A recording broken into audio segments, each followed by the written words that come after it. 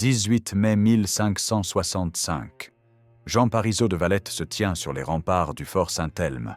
À 71 ans, ce vieux guerrier a survécu à tant de batailles qu'il a perdu le compte de ses cicatrices. Ce matin-là, quand il regarde vers l'horizon, son sang se glace. Plus de 220 navires ottomans remplissent la mer à perte de vue. Sur ces galères se pressent 40 000 hommes, les meilleures troupes de Soliman le Magnifique. Des janissaires d'élite, des sipahis aguerris, des corsaires barbaresques assoiffés de butin, tous venus pour une seule chose: écraser cette poignée de chevaliers qui osent défier l'Empire ottoman depuis leur petit rocher maltais. Valette fait rapidement le calcul. Il dispose de 600 chevaliers de l'ordre de Saint-Jean, 2500 mercenaires italiens et espagnols, 4000 miliciens maltais, contre 40 000, 6 contre 1. N'importe quel stratège sain d'esprit conseillerait la fuite. Mais Valette n'est pas n'importe qui. Cet homme a déjà survécu au siège de Rhodes en 1522, passé 1 an enchaîné à la chiourme d'une galère turque après sa capture par le corsaire Dragut. Cette épreuve l'a endurci. Il parle arabe et turc, connaît les tactiques ottomanes mieux que quiconque. Et surtout, il sait ce qui se passera si Malte tombe. Malte n'est pas qu'un rocher aride de 360 km². C'est le verrou de la Méditerranée. Celui qui contrôle Malte contrôle les routes maritimes entre l'Orient et l'Occident, entre l'Europe et l'Afrique. Si les Ottomans s'emparent de l'île, la Sicile tombera ensuite, puis l'Italie du Sud, puis Rome elle-même. Soliman le sait, Valette le sait, et c'est pour cette raison qu'aucun des deux hommes ne reculera. Pour comprendre pourquoi ces deux empires vont s'entretuer pendant 4 mois sur ce bout de calcaire battu par les vents, il faut remonter quelques décennies en arrière. Les chevaliers de Saint-Jean de Jérusalem, qu'on appelle aussi les Hospitaliers, sont des moines soldats nés pendant les croisades. Pendant des siècles, ils ont tenu Rhodes, transformant cette île en forteresse imprenable. Mais en 1522, Soliman a assiégé Rhodes pendant 5 mois. Les chevaliers ont résisté héroïquement, mais la disproportion des forces était trop grande.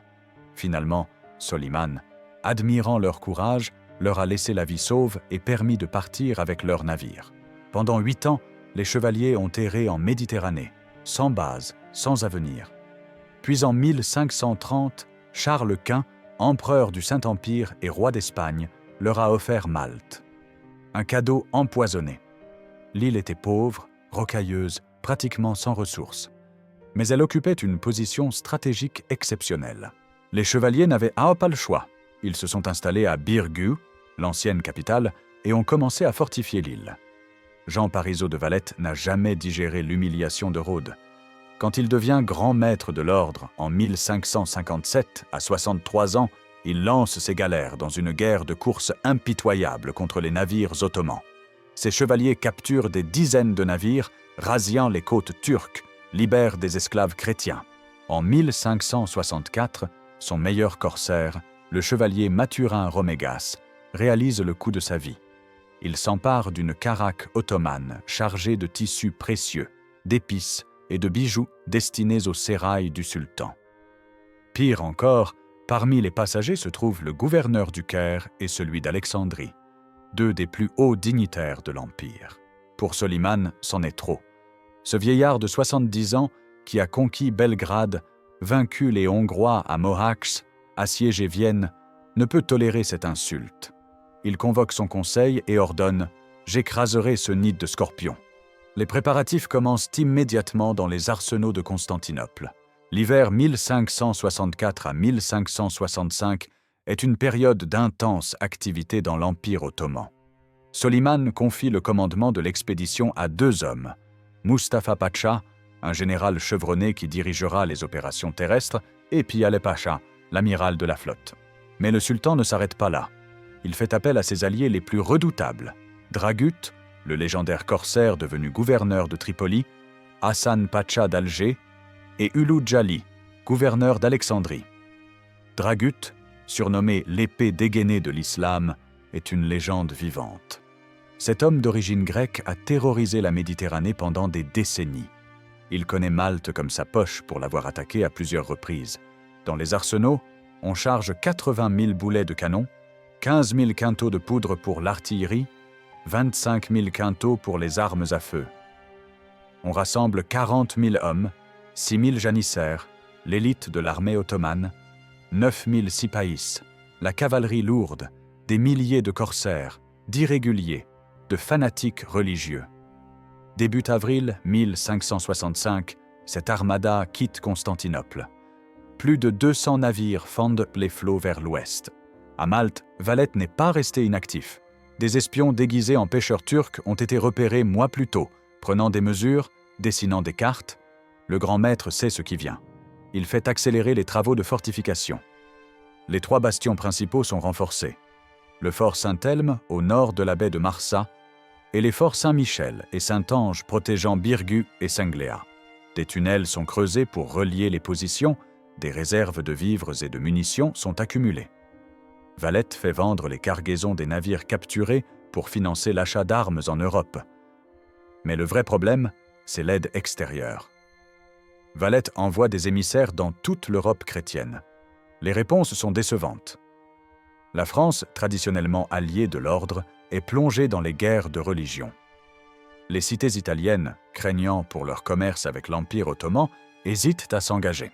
L'Angleterre, devenue anglicane, a confisqué les biens de l'ordre et se désintéresse de la Méditerranée. Le pape envoie des subsides, mais pas de troupes. Seul Philippe II d'Espagne promet des renforts, sans préciser quand ils arriveront. Valette comprend qu'il devra tenir seul. Il rassemble ses chevaliers et leur parle franchement. Nous sommes 7 000 contre 40 000, mais nous défendons nos foyers, notre foi, notre honneur. Eux sont loin de chez eux, sur une île aride sans eau ni ressources. Si nous tenons assez longtemps, ils partiront. L'automne amène les tempêtes. Ils ne pourront pas hiverner ici. Notre avantage, c'est le temps. Le 18 mai 1565, l'immense flotte ottomane apparaît au large de Malte. 3 coups de canon tirés depuis le fort Saint-Elme annoncent l'arrivée de l'ennemi. Saint-Michel répond, puis Mdina, puis Gozo. Toute l'île se met en état d'alerte. Le 19 mai, les Ottomans débarquent à Marsaxlok, dans le sud de l'île. C'est un emplacement stratégique avec des sources d'eau potable à seulement 10 km de Birgu. Les paysans maltais se réfugient dans les forteresses. Les rues de Birgu et Sengléa se remplissent de civils terrifiés. Valette doit prendre une décision cruciale. Va-t-il livrer bataille en rase campagne ou se retrancher derrière ses murailles? Il n'hésite pas une seconde. Avec si peu d'hommes, toute bataille ouverte serait un massacre. Il ordonne à tous de se replier vers les forts. Le 21 mai, Mustapha Pacha lance un premier assaut contre Birgu pour tester les défenses. Les Ottomans sont repoussés dans un déluge de feux d'arquebuses et de boulets de canon. Mustapha réalise immédiatement que les fortifications sont beaucoup plus solides qu'espéré. Ce ne sera pas une promenade de santé. Les commandants ottomans tiennent conseil. Certains suggèrent d'attaquer Mdina, l'ancienne capitale située à l'intérieur des terres. D'autres veulent concentrer toutes les forces sur Birgu. Mais ils ont un problème, le fort Saint-Elme. Ce petit bastion, situé à la pointe de la péninsule de Xibéras, commande l'entrée de la rade de Marsa. Tant que les chrétiens le tiennent, la flotte ottomane ne peut se mettre à l'abri dans le port. Les navires doivent rester au mouillage à Marsaxlok, exposés aux tempêtes et vulnérables aux raids. Mustapha décide, Saint-Elme doit tomber en premier. Le fort Saint-Elme n'est pas une forteresse impressionnante. Construite en 1552, c'est un petit bastion en forme d'étoile avec 4 bastions aigus. Il est défendu par 140 chevaliers et 700 soldats maltais, espagnols et italiens. Dragut, qui vient d'arriver avec ses galères de Tripoli le 2 juin, évalue la situation. Ce vieux renard de 80 ans affirme avec assurance « 5 jours. Il nous faudra 5 jours pour prendre ce fort. » Il se trompe. Ce sera un mois entier. Le 24 mai, 50 canons ottomans commencent à pilonner Saint-Elme. Le bombardement est d'une violence inouïe. 19 000 boulets s'abattront sur le fort au cours du siège. Les murailles s'effritent, les bastions s'écroulent, mais les défenseurs tiennent. Chaque nuit, des barques traversent discrètement le port depuis Birgu, apportant des renforts, des munitions, des vivres. Des volontaires remplacent les morts et les blessés. Les Ottomans lancent assaut après assaut. Ils se heurtent à une résistance acharnée. Les chevaliers, dans leurs armures, se battent au corps, à corps, sur les remparts écroulés. L'arquebuse crache la mort à bout portant. Les Maltais versent de l'huile bouillante et de la poix fondue sur les assaillants. Les pertes ottomanes sont effroyables. Des centaines d'hommes tombent chaque jour. Le 18 juin, un boulet frappe Dragut en pleine tête alors qu'il inspecte les batteries sur le mont Sibéras. Le légendaire corsaire meurt 5 jours plus tard, le 23 juin, jour où Saint-Elme tombe finalement. Pour les Ottomans, c'est une victoire amère. Dragut, leur meilleur stratège, leur guide le plus expérimenté, est mort. Et le prix de cette victoire est astronomique. 4000 morts ottomans contre 1500 défenseurs chrétiens. Ce jour-là, les Turcs déchaînent leur fureur. Ils décapitent les chevaliers survivants, crucifient certains corps sur des croix de bois qu'ils jettent à la mer. Le courant porte ces macabres trophées jusqu'au rivage de Birgu. Valette regarde les corps mutilés de ces hommes. Sa rage est froide et terrible. Il fait décapiter tous les prisonniers musulmans et charge ses canons avec les têtes tranchées qu'il tire sur les positions ottomanes. Le message est clair, cette guerre ne connaîtra aucune pitié. Mais Saint-Elme a rempli sa mission. 1 mois de gagné. 1 mois pendant lequel Birgu et Sengléa ont pu renforcer leur défense. 1 mois pendant lequel les Ottomans ont perdu 4000 hommes et leur meilleur commandant. Quand Mustapha regarde les fortifications de Birgu, il comprend l'ampleur de la tâche. Si un petit fort comme Saint-Elme a coûté si cher, combien coûtera Birgu? Fin juin, les Ottomans déplacent leur artillerie vers Birgu et Sengléa. Ces 2 péninsules fortifiées sont protégées par des remparts épais, des fossés profonds, des bastions bien conçus. Mustapha installe ses batteries sur le mont Sibéras et commence un bombardement méthodique. Jour après jour, nuit après nuit, les canons tonnent, les murs s'effritent, les maisons s'effondrent. La vie devient un enfer pour les défenseurs. À l'intérieur des fortifications, la situation est critique. Des milliers de civils sont entassés dans des espaces confinés. La chaleur de l'été maltais est écrasante. L'eau commence à manquer malgré la source souterraine de Birgu. Les blessés s'accumulent. Les cadavres doivent être enterrés rapidement avant que la puanteur ne provoque des épidémies. Mais le moral tient. Valette est partout.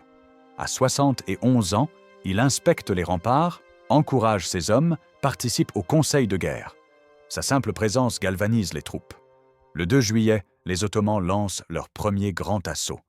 Des milliers d'hommes déferlent sur les fortifications. Les échelles claquent contre les murailles. Les janissaires, les troupes d'élite de l'Empire, montent à l'assaut dans leurs uniformes rouges et blancs. Le combat est d'une violence indescriptible. Les défenseurs se battent pied à pied, repoussent les assaillants à l'arquebuse, à l'épée, à main nue quand les armes manquent.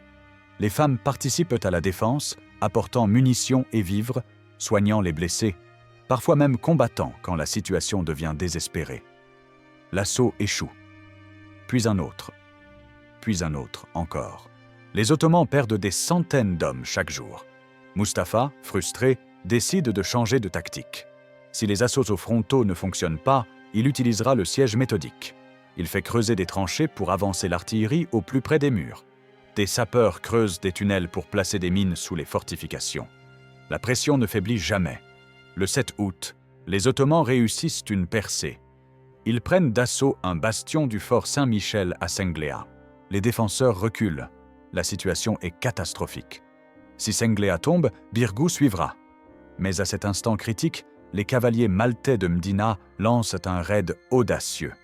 Profitant que toute l'armée ottomane est concentrée sur l'assaut, ils attaquent le camp turc presque vide, massacrent les gardiens, détruisent les réserves d'eau et de nourriture. Mustapha, prévenu de l'attaque, doit suspendre l'assaut et rappeler ses troupes. Sengléa est sauvé. Ce raid change la dynamique du siège. Les Ottomans réalisent qu'ils ne pourront jamais prendre l'île s'ils ne neutralisent pas Mdina. Mais ils n'ont plus assez d'hommes pour diviser leurs forces. Les pertes s'accumulent. Les blessures s'infectent dans la chaleur. Les vivres commencent à manquer. Et toujours, Birgu tient. Le 18 août, Mustapha décide de jouer le tout pour le tout. Il prépare l'assaut le plus massif du siège. Une tour de siège mobile est construite, les tranchées avancent jusqu'au pied des murailles, des mines sont placées sous les bastions. Ce sera l'attaque finale. Soit Birgu tombe, soit l'armée ottomane devra se retirer. L'assaut commence à l'aube.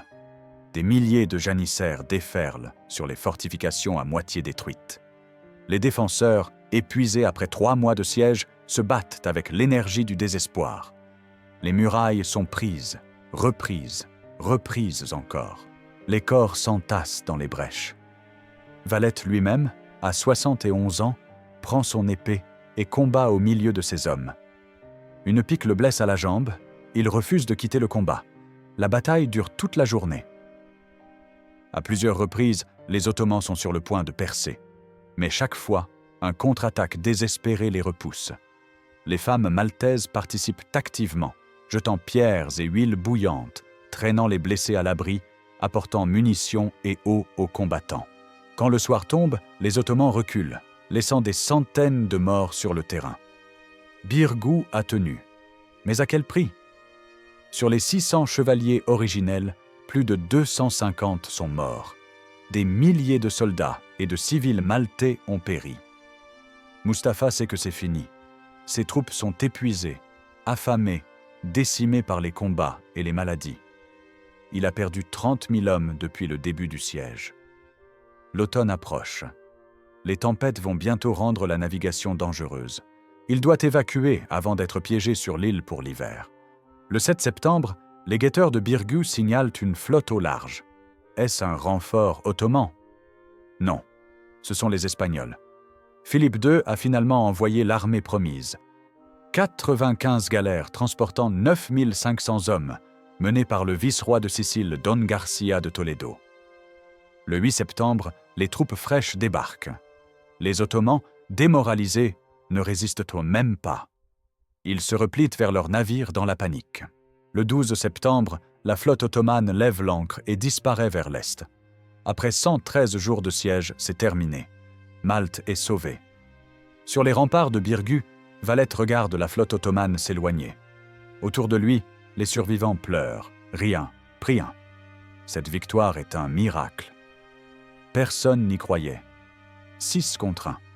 7000 défenseurs contre 40 000 assaillants. Et pourtant, ils ont gagné. Les chiffres sont effroyables. Les Ottomans ont perdu 30 000 hommes, dont des milliers de janissaires, l'élite de leur armée. Du côté chrétien, 9 000 morts, dont 250 chevaliers sur les 600 d'origine. Presque tous les défenseurs sont blessés. Les fortifications sont en ruine. Birgu et Senglea ne sont plus que décombres fumants. Mais l'impact de cette victoire dépasse largement Malte. Dans toute l'Europe chrétienne, la nouvelle provoque une explosion de joie. Pendant des décennies, l'Empire ottoman semblait invincible. Constantinople est tombée, Belgrade est tombée, la Hongrie est tombée, Rhodes est tombée. Partout, les Ottomans avançaient et personne ne pouvait les arrêter. Malte a brisé ce mythe. Une poignée d'hommes, sur un rocher aride, a tenu tête à la plus grande puissance militaire du monde. Cette victoire prouve que les Ottomans peuvent être vaincus. Elle galvanise la résistance chrétienne. 6 ans plus tard, en 1571, la flotte chrétienne écrasera la flotte ottomane à Lépante, marquant la fin de la domination navale turque en Méditerranée. Pour l'Empire ottoman, l'échec est cuisant. Soliman, furieux, annonce « Mes armées ne triomphent qu'avec moi. Au printemps prochain, je conquérai Malte moi-même. » Mais il ne réalisera jamais ce vœu. 1 an plus tard, en septembre 1566, il meurt au siège de Szigetvar, en Hongrie, à l'âge de 72 ans. Jamais plus les Ottomans n'attaqueront Malte. Après la victoire, Valette comprend que Malte doit être complètement réorganisée. Birgu et Senglea sont dévastés. Les fortifications, bien qu'efficaces, se sont révélées vulnérables aux bombardements intensifs. Il faut construire une nouvelle capitale, une ville-forteresse qui sera vraiment imprenable.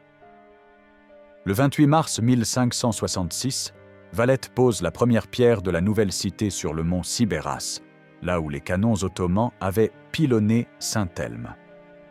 La ville portera son nom, la Valette. Il confie la conception à Francesco Laparelli, ingénieur militaire envoyé par le pape Pie IV. Laparelli crée un chef-d'œuvre d'architecture militaire. La Valette est bâtie sur un plan en damier avec des rues droites, montant et descendant selon le relief rocheux. Elle est entourée de 40 km de remparts massifs, larges et épais, capables de résister aux canons les plus puissants. Des bastions sont disposés à intervalles réguliers, permettant un feu croisé sur tout assaillant. Des fossés profonds protègent les murailles. Des tunnels relient les différents secteurs. C'est la forteresse ultime. L'argent afflue de toute l'Europe. Après la victoire de 1565, les rois, les princes, les papes veulent honorer les héros de Malte. Philippe II d'Espagne envoie des subsides généreux. Le pape fournit ingénieurs et architectes. Les marchands italiens financent des bâtiments. En quelques années, une magnifique cité sort de terre. Valette ne verra jamais l'achèvement de son œuvre. Il meurt d'un accident vasculaire en 1568 à l'âge de 74 ans. Mais son héritage perdure. La Valette sera achevée en 1571 et deviendra l'une des villes les plus fortifiées d'Europe. Les Ottomans ne reviendront jamais l'attaquer.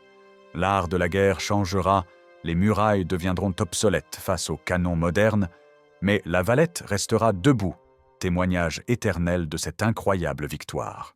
Jean Parisot de Valette n'était pas un saint. C'était un guerrier impitoyable, capable de décapiter des prisonniers et de bombarder l'ennemi avec leur tête. Mais c'était aussi un leader exceptionnel. Né en 1494 dans le Tarn-et-Garonne, il rejoint l'ordre à 20 ans et n'en sortira jamais. Il participe au siège de Rhodes en 1522, devient prieur de Saint-Gilles, gouverneur de Tripoli, général des galères.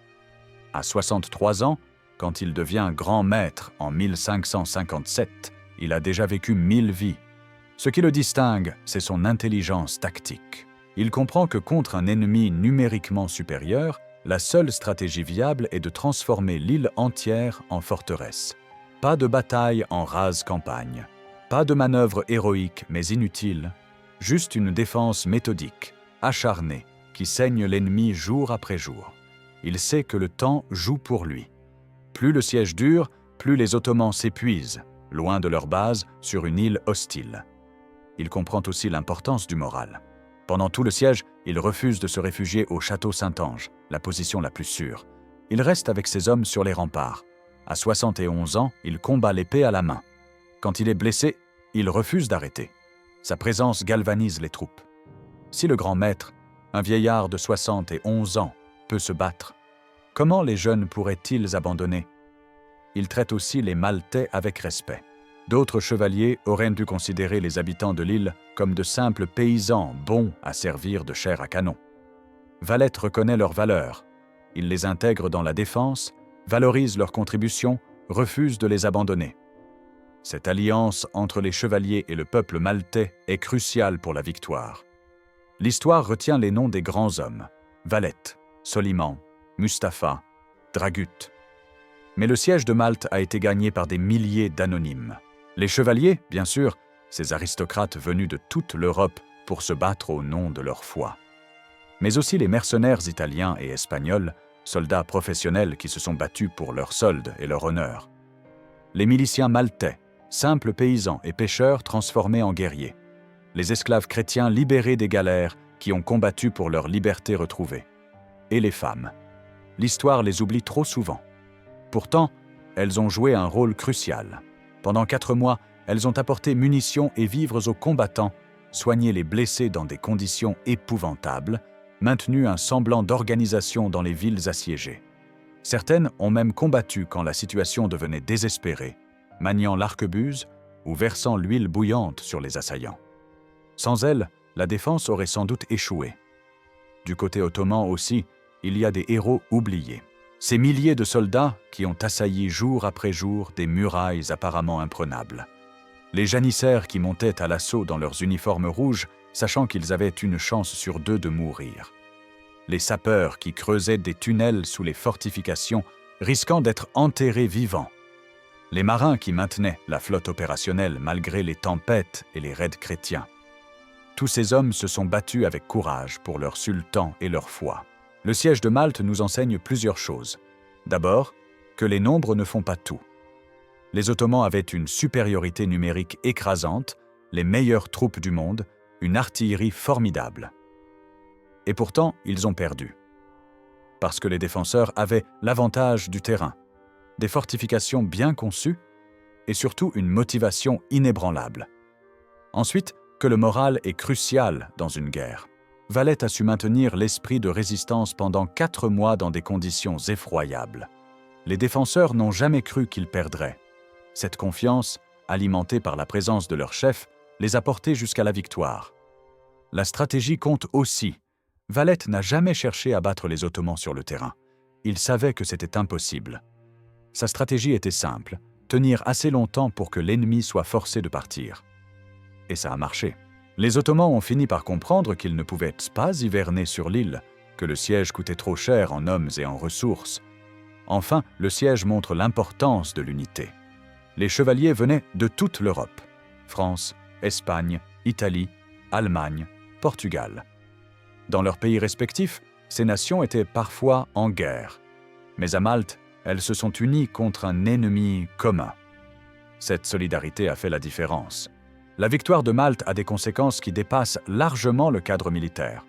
Elle marque un tournant dans l'équilibre des puissances en Méditerranée. Avant 1565, l'Empire ottoman semblait inarrêtable. Après 1565, son expansion est stoppée. La dynamique change. En 1571, une coalition chrétienne écrase la flotte ottomane à la bataille de Lépante. Plus de 200 galères turques sont coulées, 30 000 marins et soldats ottomans tués ou capturés. C'est la première grande défaite navale de l'Empire. Certes, les Ottomans reconstruiront leur flotte, mais ils ne retrouveront jamais leur domination totale en Méditerranée. La frontière entre l'Empire ottoman et l'Europe chrétienne se stabilise. En Hongrie, les Habsbourg résistent. En mer, les flottes espagnoles et vénitiennes contrôlent la Méditerranée occidentale. L'Empire ottoman, immense et puissant, entre dans une période de stabilité, puis de lent déclin. Il faudra encore 3 siècles avant qu'il ne s'effondre définitivement, mais les signes sont là dès 1565. Pour les chevaliers de Malte, c'est l'apogée. Leur prestige est immense, l'argent afflue. Ils deviennent l'un des ordres les plus riches et puissants d'Europe. Ils resteront à Malte jusqu'en 1798, quand Napoléon chassera ce qui reste de l'ordre pendant sa campagne d'Égypte. Mais leur gloire culminera toujours avec ce siège de 1565. Au fil des siècles, le siège de Malte est devenu une légende. Les historiens romantiques du XIXe siècle l'ont transformé en épopée héroïque, comparant Valette à Léonidas aux Thermopyles. Les écrivains ont brodé, ajouté des détails dramatiques, transformé des hommes en héros surhumains. La réalité est à la fois plus brutale et plus impressionnante. Oui, les chevaliers étaient des courageux, mais ils étaient aussi pragmatiques. Ils se sont battus avec intelligence, pas seulement avec leur épée. Oui, Valette était un leader exceptionnel, mais c'était aussi un homme capable d'une cruauté terrible. Oui, les Maltais ont résisté héroïquement, mais ils n'avaient pas vraiment le choix. Si les Ottomans gagnaient, ils seraient réduits en esclavage comme les habitants de Gozo en 1551. Les Ottomans n'étaient pas des barbares assoiffés de sang, contrairement à ce que raconte la propagande chrétienne de l'époque. C'étaient des soldats professionnels, disciplinés, qui se battaient pour leur empire et leur foi avec autant de conviction que les chrétiens. Leur échec n'était pas dû à un manque de courage, mais à une combinaison de facteurs. Fortifications solides, défense acharnée, problèmes logistiques, pertes terribles aux forces intelmes qui ont sapé le moral, mort de Dragut qui a privé l'armée de son meilleur stratège. Aujourd'hui, La Valette est la capitale de Malte, inscrite au patrimoine mondial de l'UNESCO.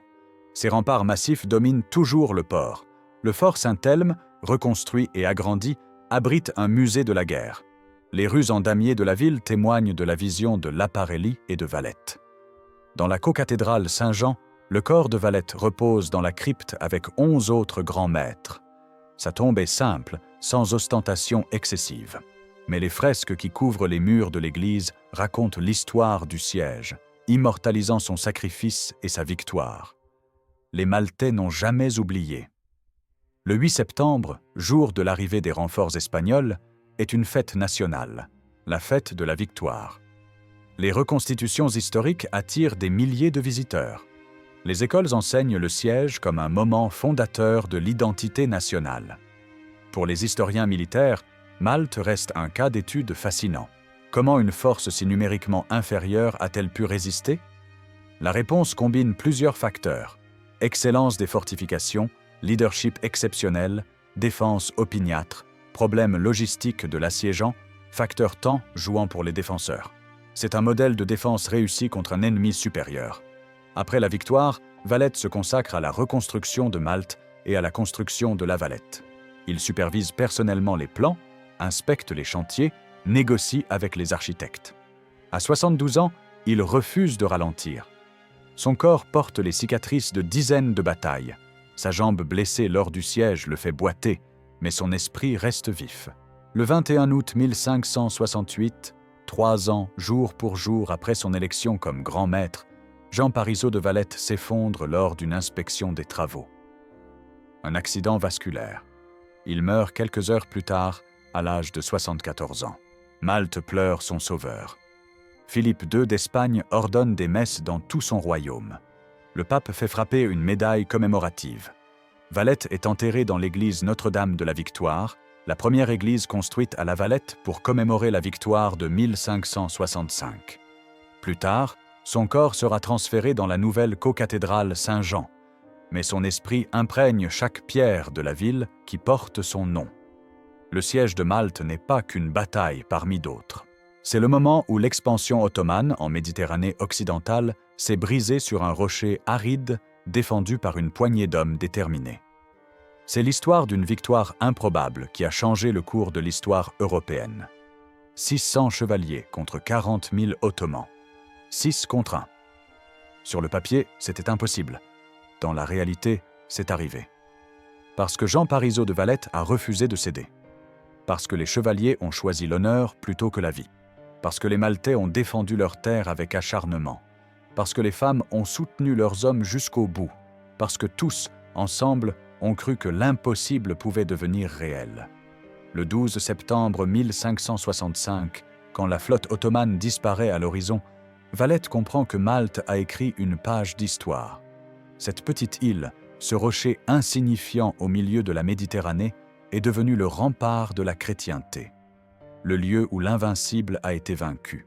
Le symbole qu'aucune force, aussi puissante soit-elle, ne peut briser la volonté humaine. 4 siècles et demi plus tard, les murailles de La Valette se dressent toujours. Les canons sur les bastions pointent vers la mer. Les rues pavées résonnent des pas des touristes. Mais si on ferme les yeux, on peut encore entendre l'écho des combats, le fracas des canons, les cris des mourants. On peut voir Valette sur les remparts, son épée à la main, refusant de reculer. On peut sentir l'esprit de ces hommes et ces femmes qui, pendant 113 jours, ont défié l'impossible et gagné. C'est ça, l'héritage de Malte. Pas seulement une victoire militaire, mais la preuve que le courage et la détermination peuvent surmonter n'importe quel obstacle, que les héros ne sont pas que dans les légendes, mais qu'ils existaient vraiment, saignaient vraiment, mouraient vraiment, que l'histoire n'est pas écrite d'avance et que les hommes peuvent changer leur destin s'ils ont la volonté de se battre pour lui. Le siège de Malte nous rappelle que même face aux pires adversités, même quand tout semble perdu, même quand la logique dicte la défaite, l'esprit humain peut triompher. C'est une leçon qui résonne encore aujourd'hui et qui résonnera toujours.